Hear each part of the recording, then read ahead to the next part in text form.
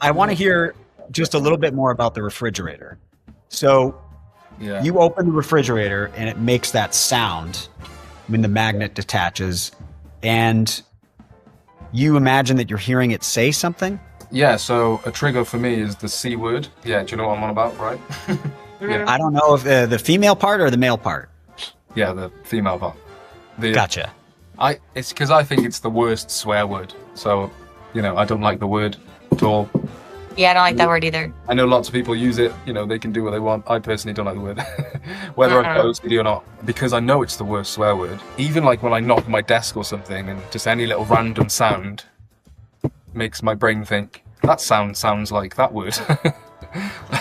so then I've constantly got that word just like floating in my head, and then I have to do a compulsion, because then my brain aims that word at obviously I love God, and it unfortunately aims the word at yes, which has been a very distressing thing for me for years and years and years and years.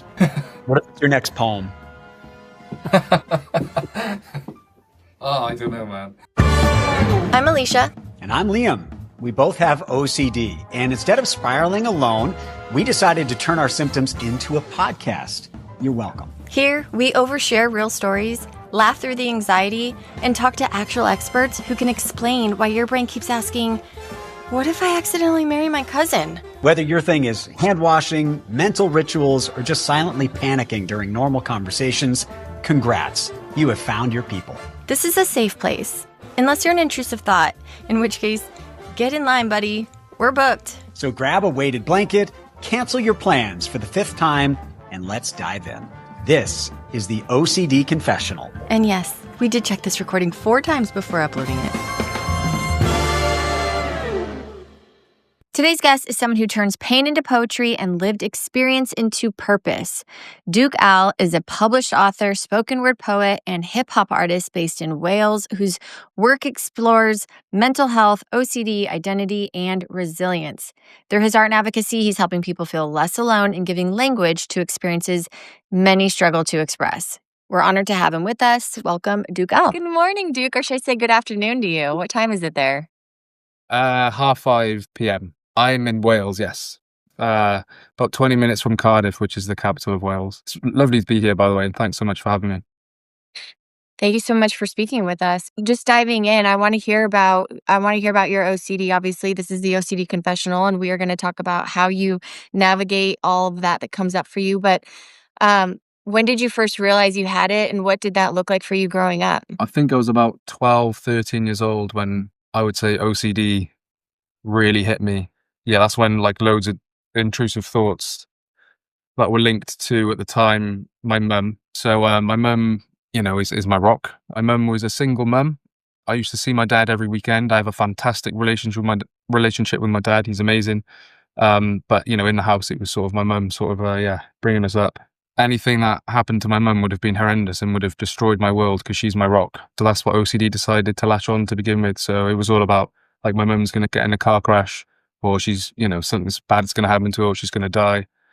And then repetitive prayer very quickly became my compulsion. I went to church, I went to Sunday school when I was young, and then I learned about sin from a young age. And I don't think I was taught about it maybe in the most gentle way, which is why, being very sensitive, should we say, I then thought, like, oh my days, I can't even like walk on an ant. Any little thing I would do, I thought I was sinning, and I didn't understand sin. I didn't understand the Bible properly. So I just thought every little thing I was doing was, oh yeah, but what if that's a sin? And then I would do a repetitive prayer for an intrusive thought. And then I would say a different repetitive prayer for a different intrusive thought, and so on and so forth. And then numbers became a huge part of my OCD. But I am a Christian, by the way. And these last 3 years, I would say, I've understood, and I've been looking into Christianity more. I've come like full circle, really, through my understanding of suffering. And the quote, "Suffering produces perseverance, perseverance character, and character hope," really helped me. And then I decided to explore it more, and I realized that I don't have to always be worried about sin and stuff. So it's actually come full circle and helped me a lot.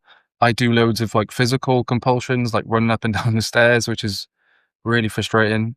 Even some sounds like I don't know, opening the fridge and getting the milk out of the fridge. The sound will like make me think the noise sounds like a word which I really don't like. And then I have to do a compulsion for that. Yeah, as you know, it gets very complex. When the intrusive thoughts really hit hard at 12, what did you make of that? Did you have any vocabulary for it? And were you able to go get help? I've always been very in tune with my body. I don't know why, but I just knew I thought I had OCD. So I like researched it. And then the OCD UK website charity came up, and I started to read what OCD is and all about it. And I was like, yep, that's me. So I knew from a young age it was OCD, but obviously I didn't know how to combat it or deal with it or manage it very well. So, as we know, it's a very personal and isolating condition because we don't want to share our intrusive thoughts or feelings or whatever with anybody. I decided that it was easier to, not talk about it because I didn't want people to think I was crazy. So I picked up the pen, and I like to say my brain told my hand told the pen told the page, and I was able to articulate and figure out what was going on in my head through the power of poetry, rhyme, and rhythm, and that really helped me. It became a positive coping mechanism, a self-therapy at a very young age. Just being able to, write about it, to be honest. It was really, really helpful. When you were realizing that writing was therapeutic for you and that was an outlet for you, were you at that time able to express to your mom, someone close to you, that what was going on? Or did you hold that all in and that only came out through your writings at that point? My mum is just amazing, and she's like really understanding, and she's brought us up to always be honest and speak about how we feel, and never to like hold it in. So I was brave enough at one point, I think maybe like 14-ish, to really open up to my mum. Because even though, the writing helped, of course it helped. It was a huge relief. But I needed therapy. Do you know what I mean? Yeah, it wasn't a fix-all. I needed to learn how to actually manage it. I needed to understand what OCD was. And I ended up, talking to my mum, and straight away she was like, right, let's go to the doctors. Let's try and figure it out. So then about 16 years old, I saw somebody about it. But I didn't like have specific OCD intervention. I went to a place called CAMS, which is in the UK for young people. And it was really helpful just to talk about it. That was super helpful. But I don't think I saw a specific OCD therapist then. And then, as soon as I was 18, that was it. And then I was sort of back on my own. I had a negative coping mechanism, which was alcohol. There's a huge binge drink culture in the UK. I played a lot of rugby growing up. So as much as I love sport, and I would probably say sport was also a bit of a self-therapy, releasing those endorphins and stuff like that.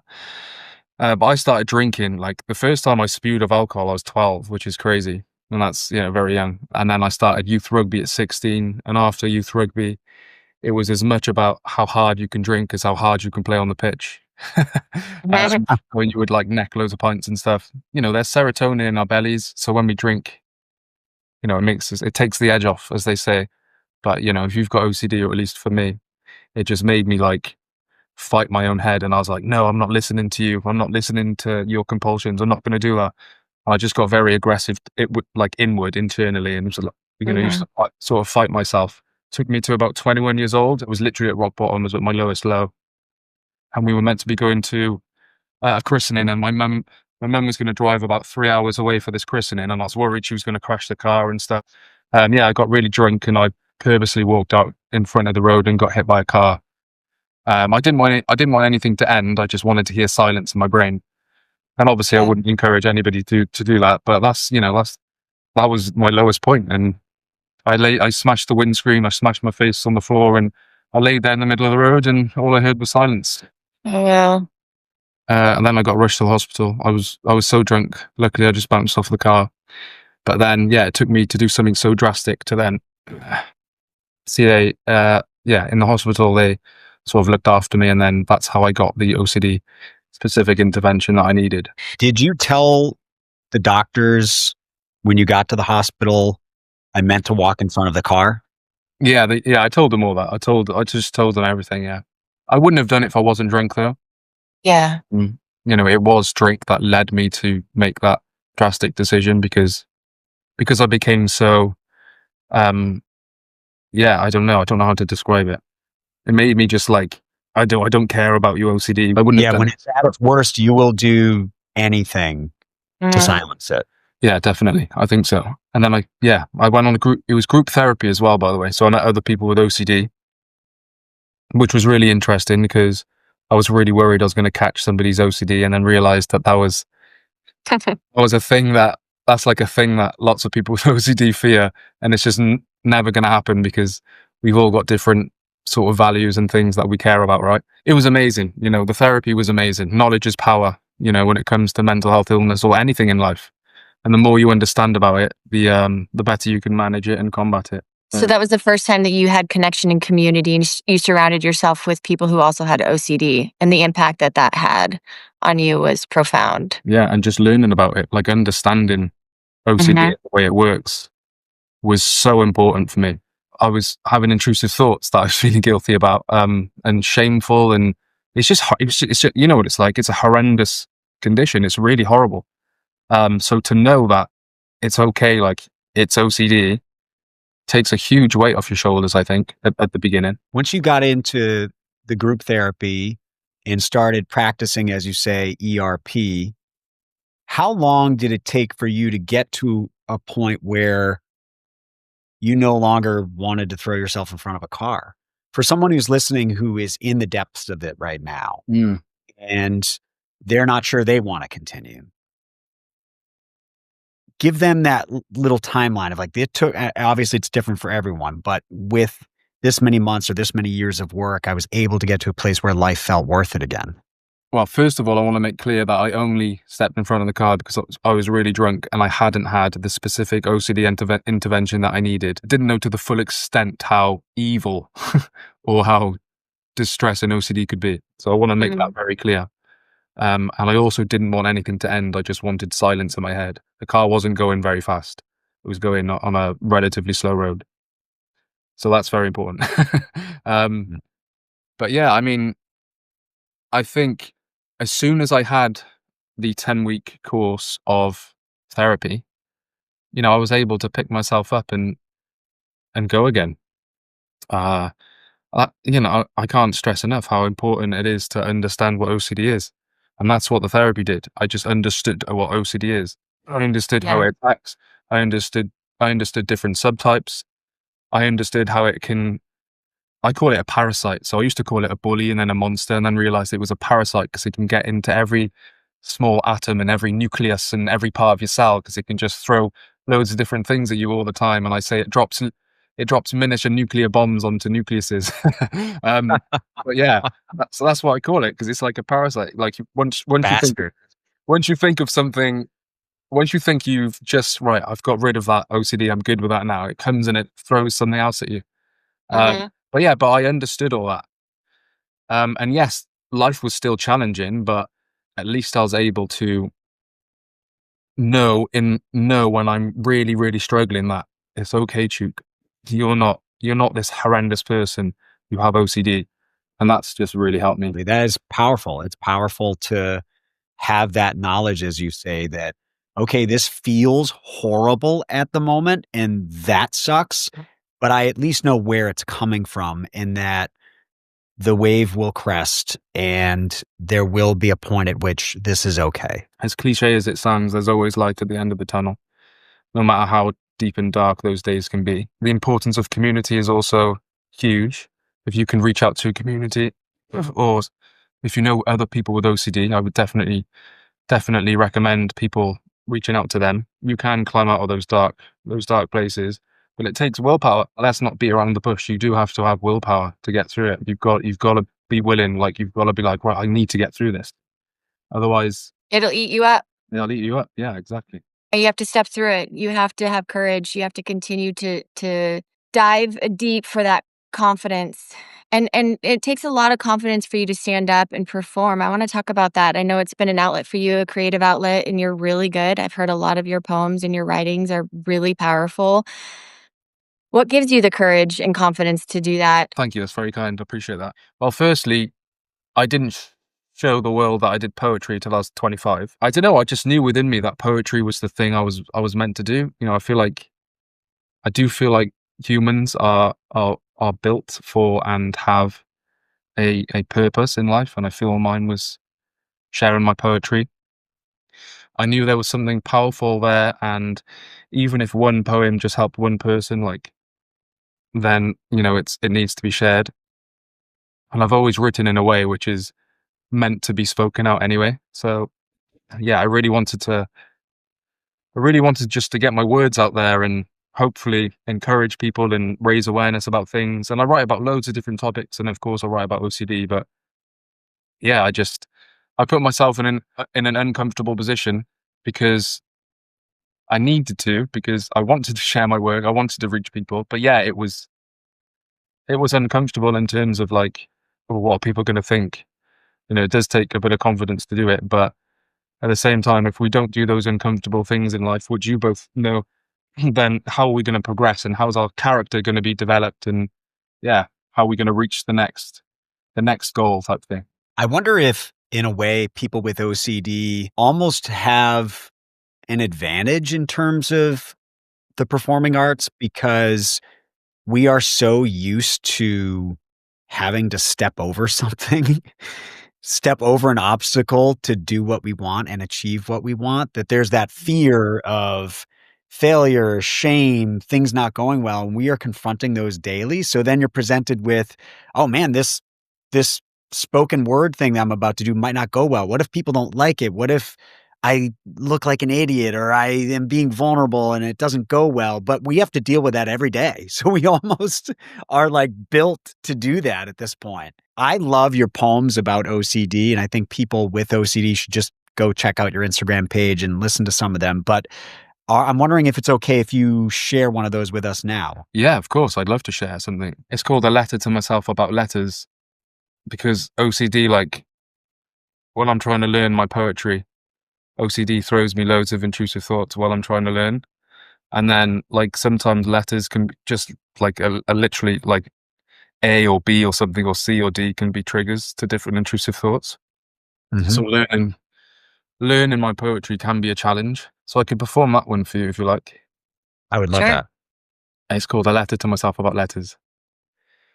Letters, let us communicate when the pen is on the page where your hate cannot be betrayed. They are my escape. Let trust illuminate between the gaping hole in which I create to keep you in the shade. Letters break like an iceberg of lettuce, where our layers are laid for all on display so people know you and how you manipulate me. Let a race for letters zoom at a pace where cadence dances, an informal sentence structure, a free flow, unique changes, no life sentence, just me, my life behind these bars, these stanzas. All I want to do is write meaningful words which relate and educate my fellow humans with a seamless flow. Letters, let us loathe lonely licking lips getting ready to spit. But this time, who won the race?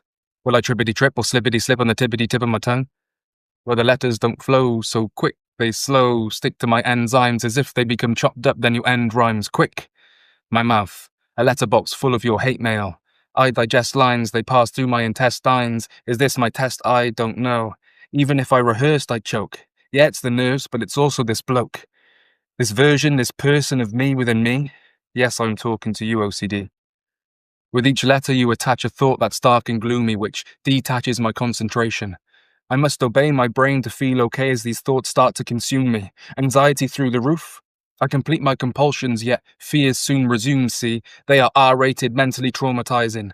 Nothing's ever A-okay because you, OCD, have no R-E-S-P-E-C-T for me, frankly, when I'm trying to learn my words, my poetry, so I'm gonna keep this PG-13 to save the triggers. After all, you are a Looney Tune, looming around all smug. You think it's funny as you chew in my ear like an evil Bugs Bunny. I feel all daft, Duke, you're like Daffy Duck who can't pronounce these letters or they just get stuck. But still I write my rhymes. I want them to numb this pain. With wordplay and syllables, deeper meaning, skills lyrical to fight against these rituals. The uncontrollable individual like the Tasmanian devil, I'm ill of course. All I want to do is write meaningful words which relate and educate my fellow humans with a seamless flow. These letters, they form my poems, and with each letter I'll get better, I'll forget your OCD, all of those intrusive thoughts you hopelessly throw at me. I'm the competitor competing for my mind. You're my vendetta, a part of me forever, but you will never stop my rhymes. Thank you very much. Wow. That was amazing. I got chills right when you said RSPCT, you have no respect for me, OCD. It's like, gosh, it's just, that was really powerful. That was really good. Thank you for sharing that. For anyone who has zeroed in on letters, they will get it. But it's true for people who've zeroed in on certain numbers too. I had to have even numbers. That numbers have been a thing for me in my life. And for other people who they have certain triggers that control their lives, they can so relate to that feeling of it controlling them. And when you're writing those, is that its own form of exposure? Because you're having to use the letters that you don't want to use. I feel like that's its own ERP right there.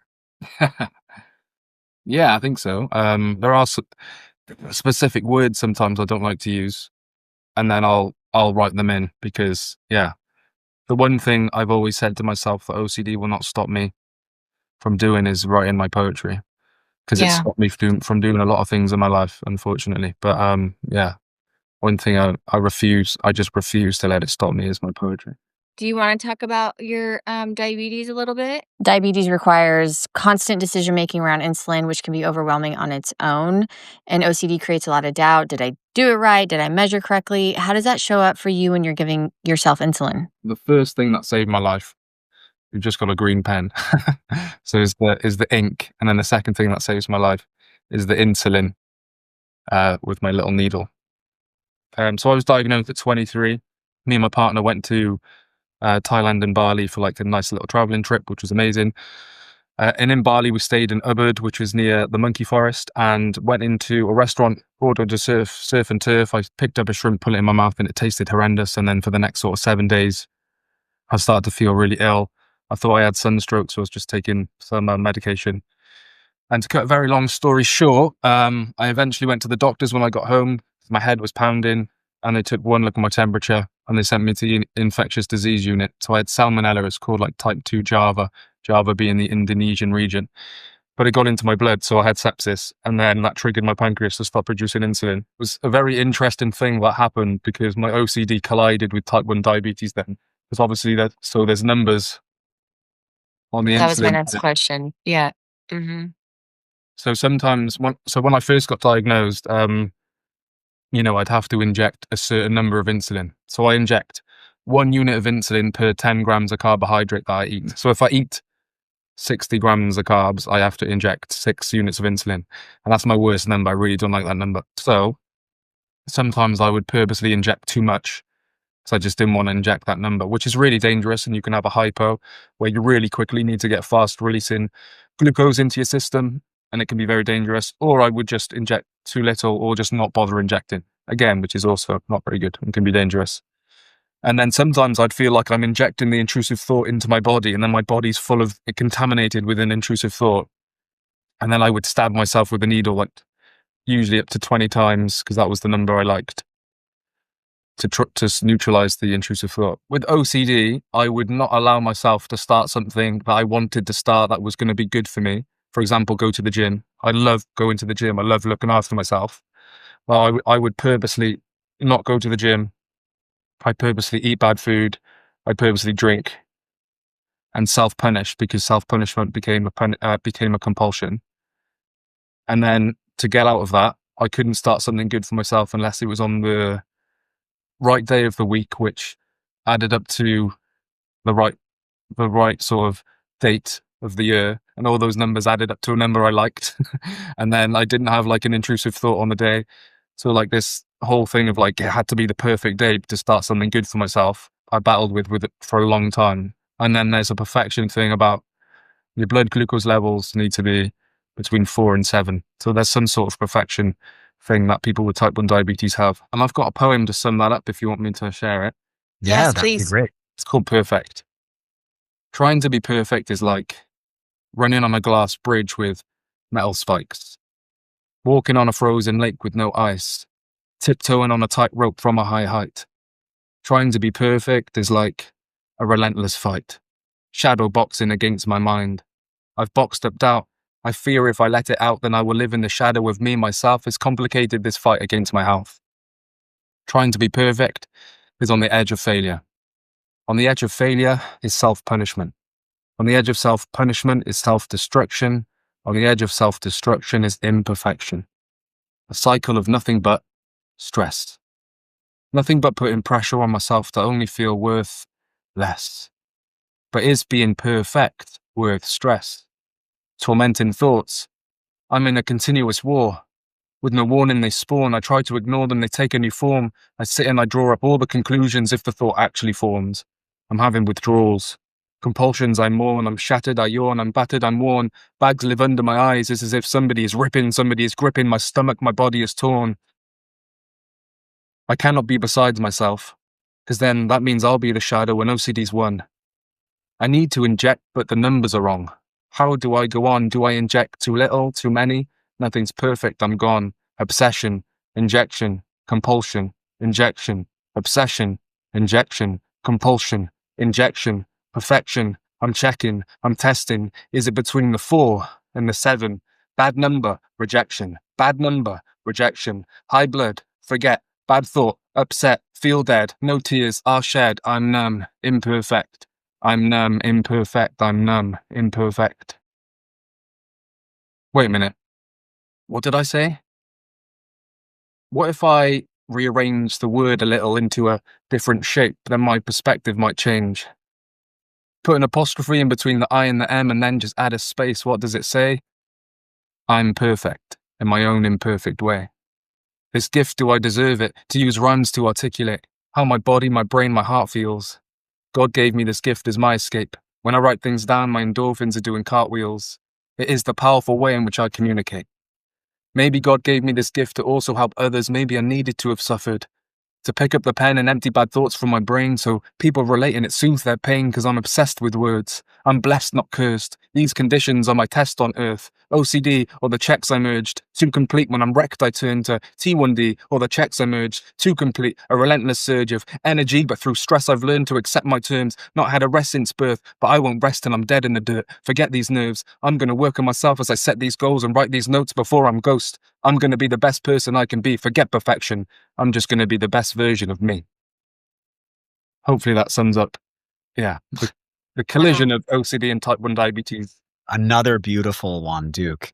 Where are you with it now? Are you able to inject imperfectly, or do you still perform some of the compulsions around that and have to have the perfect number? I'll be honest, sometimes I definitely have OCD with my pen, with my insulin.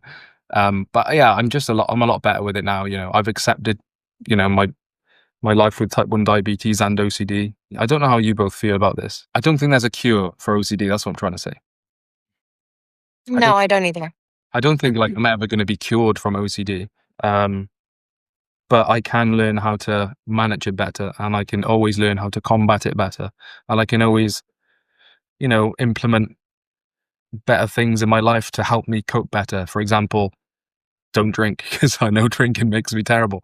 For example, trying to get sleep. If I don't sleep well, my OCD is way worse.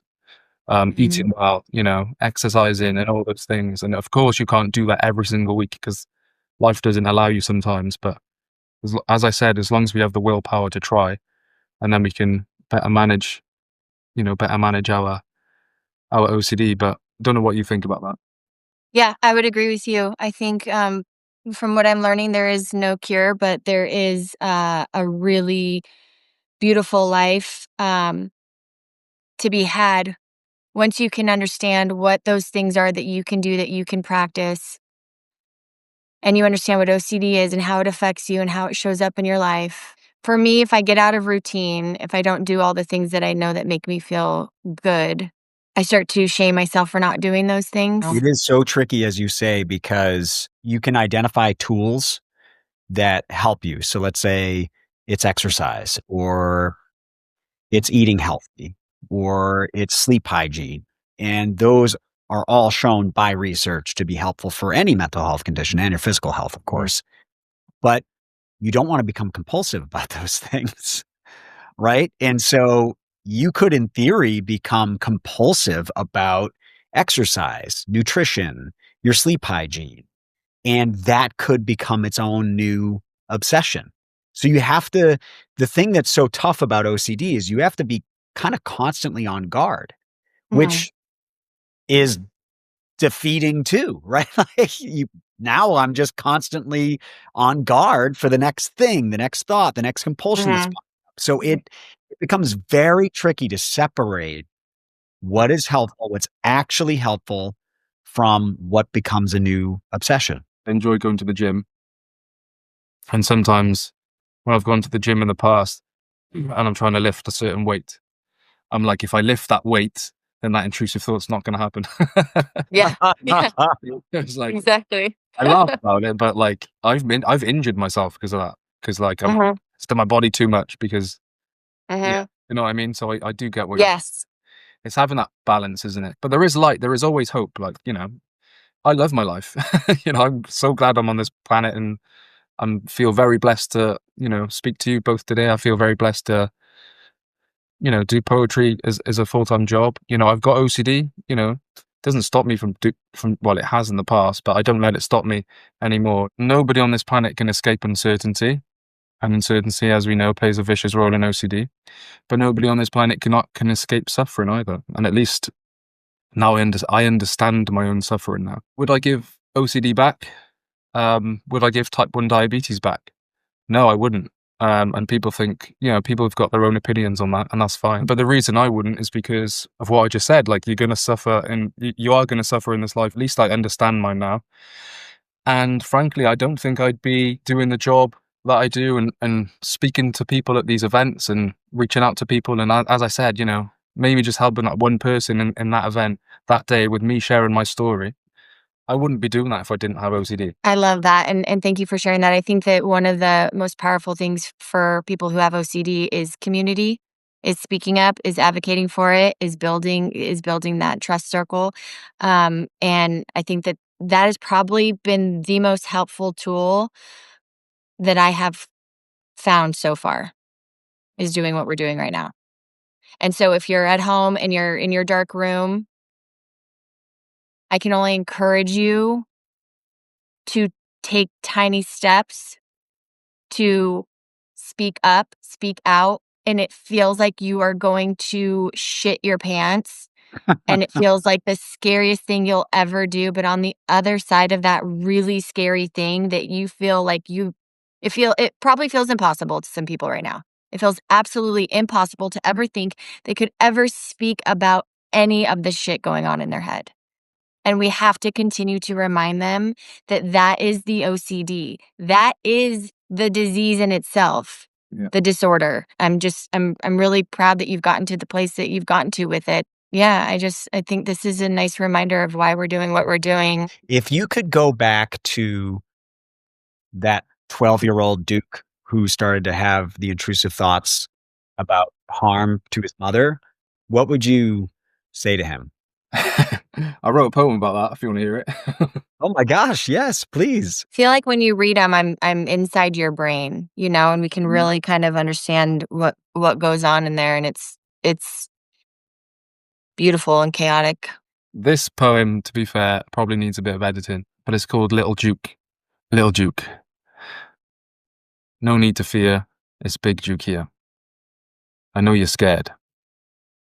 I know you've howled in tears from your family, from your peers, from yourself for a long, long time. I know you're scared. I know how brave you are. I know how ashamed you are. I know how the pain is carved into your mind, leaving mental scars behind. You need to tell Mum. I know your healing has begun. What are you writing about? The monster? I know you're scared. These unsolved problems, the guilt, the dread, you must tell Mum. I know it's all about Mum at the moment. But you don't have to tell her that you're trying to prevent her death, trying to prevent her from being in a car crash, trying to ensure her next steps are safe. I know how your bad thoughts feel like a car crash. I know you care for her so much. She brought you and your siblings up, money scarce, Mummy always there, doing her very best for us. Everything she does is a sacrifice for us. We are loved. I know how much you love her. I know that time you found her downstairs, laying in her own sick everywhere, bottle empty. I know you were scared of Mum being hurt. She was hurt. She never meant to make us worry. All the stress, the trauma that she went through, she is human too. All those hours Mum worked as a cleaner, being looked down upon from other mothers from school, judged because we lived on the housing association. So cruel. It would all be worth it. She is hardworking, she goes to college, gets a job while bringing us all up. She is extraordinary. I know you worry. When Mum puts the fireworks out in the garden on November the 5th, I know how hard you cry. You don't want Mum to die. Pacing up and down your bedroom, numbers consumed by numbers, no headroom to think about anything else. I know bad thoughts are spilling over the rim of your skull. I know you stapled your finger, wincing at the pain, a dull ache, a throb. I know you wanted to escape when you had those nightmares running around the house seeing things.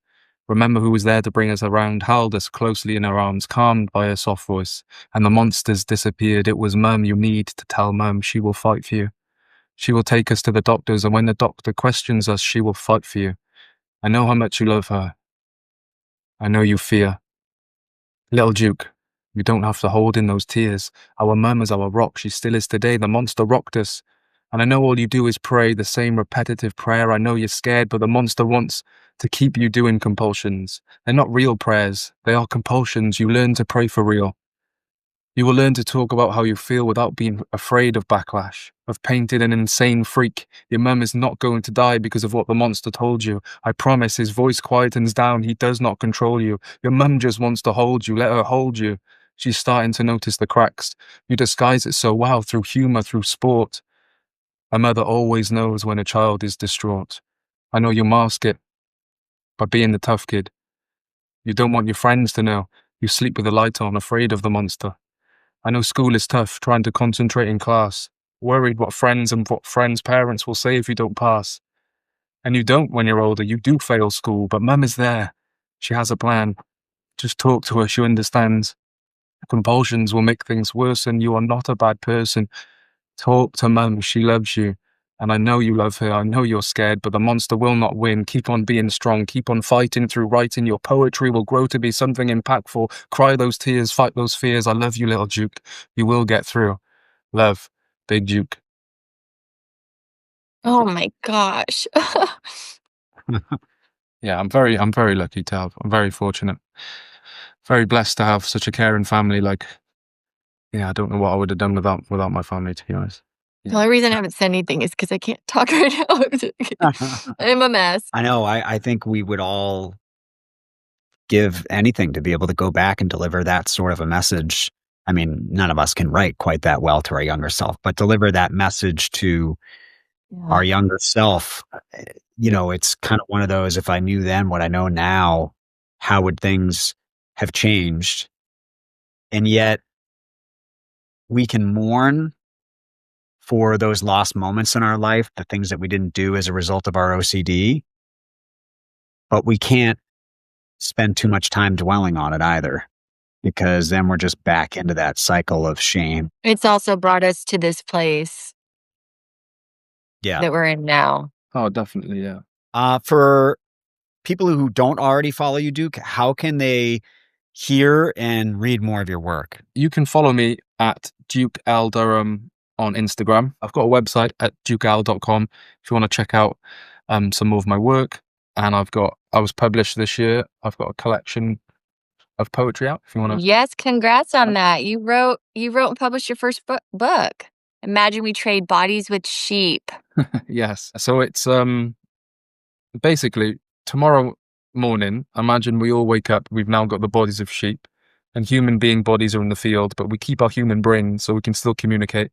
And technology changes with the trade. It's called hoof technology. And we can still drive cars and chop garlic cloves, for example. But we've never known any different. And then I just critique modern society as if we have the bodies of sheep. So it's a bit sort of satire, a bit surreal. Hopefully, yeah, a little bit funny, but it does get very deep, dark, and emotional. And there's about 7 OCD poems in there as well. It's like a concept poetry collection, so it needs to be read from start to finish because I introduce some characters and then they develop throughout. There's a poet called Harry Baker who's from the UK. He's a very talented poet, and he wrote a poem called Paper People. And in 3 minutes, he makes the world like he turns everybody into paper people. I thought it was a really fun, clever thing to do. I thought, oh, I'd love to do some sort of interesting concept like that. And then I was, me and my partner were driving around in Wales, and there's a lot of sheep in Wales. and I saw some sheep, and I just started having all these things pop up about sheep. And then I wrote this about 7-minute poem, and then I stored it away for a few years because I knew I had something, was a bit intimidated by it. And then I read it to my tutor when I was in university, and she said I've got like 7 poems in the one poem. And then I ended up, developing it into a full blown collection. You can get it on Amazon and Waterstones and sort of bookshops in the UK. But yeah, I think internationally, Amazon. And as sheep, are the intrusive thoughts all about wolves? So the wolves. It's another dad joke. Honestly, the book's full of terrible dad jokes. Duke, what do you want people to understand about OCD that most people don't? What would you tell a mother of a child that is struggling, who is in a dark place? What would you say? I think the most important thing is to just be there, be present, and be, available at any time for your child to open up to you.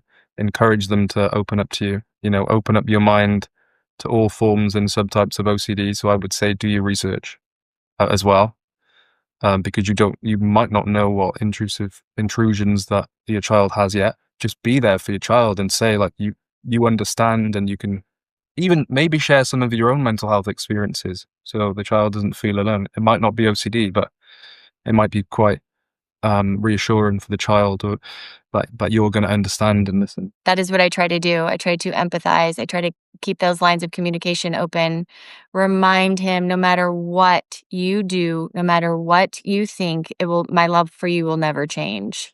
Yeah. And I want him to always feel safe. Mine as a child, I never felt safe. I would wake up in the middle of the night. My parents would both be gone. My mom would be off somewhere doing drugs, and my dad would be looking for her. And my OCD stemmed from fear of betrayal, fear of being left alone somewhere. There was a lot of, I'm not worthy enough for them to stick around. I'm not, where are they going to be if they're not here? There was a lot to it. And I think that's really important. What you just reminded people is just reminding our children that they are safe and there's nothing that they can say that is going to change their love for them. And it goes to show that people listening right now are doing their research. If there's a mom out there with a kid, they are listening to a podcast like this to better understand. So thank you for doing that, moms and dads. Well, Duke, Duke, you're awesome. Yeah, thank you so much for taking the time with us and reading us your poetry and sharing that with our audience and sharing it with the world. It's beautiful stuff. No, thank you so much for having me. I really appreciate it. And and thanks for letting me share some poetry.